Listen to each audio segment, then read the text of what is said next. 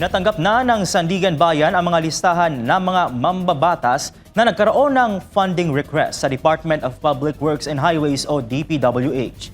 Ito ay matapos isabina ng korte ang mga listahan bago magtapos ang pagdinig noong nakaraang linggo. Si Margaret Gonzalez sa report.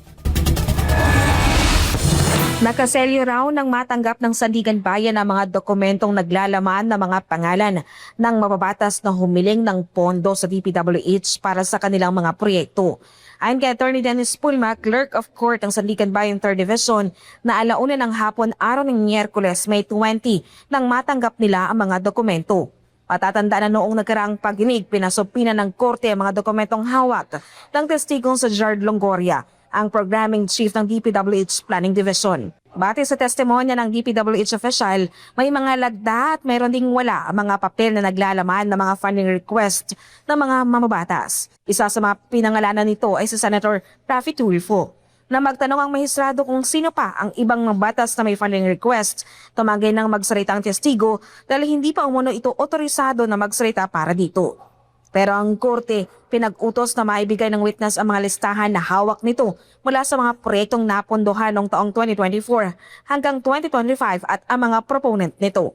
May posibilidad naman na muling maipatawag sa pagdinig ang naturang testigo.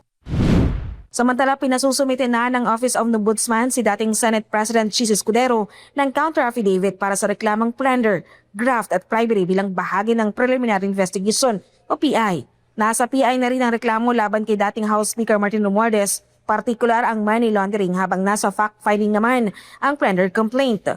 Aminado naman si Assistant Ombudsman Nico Clavano na ginamit bilang ebidensya ang 5 affidavits mula sa mga dating Marines. Ginamit din ang mga salaysay ni Orly Gutesa. Kinukonsidera din anya bilang ebidensya ang mga lumabas na video ni dating House Appropriations Chairman Saldico sa social media. Samantala, under evaluation pa sa Ombudsman ang rekomendasyon ng DOJ na masampahan ng plunder, graft at direct bribery sa Senator Jinggoy Estrada at dating Public Works Secretary Manuel Bonoan. Nasa fact-finding din raw ang mga aligasyon para sa iba pang mga senador. Sinabi naman ni Clavano na makakatulong ang naging report ng Senate Blue Ribbon kung saan naisaad umano dito ang scheme sa budgetary process. Para sa Diyos at Pilipinas kumahal, Margaret Gonzalez, SMNA News.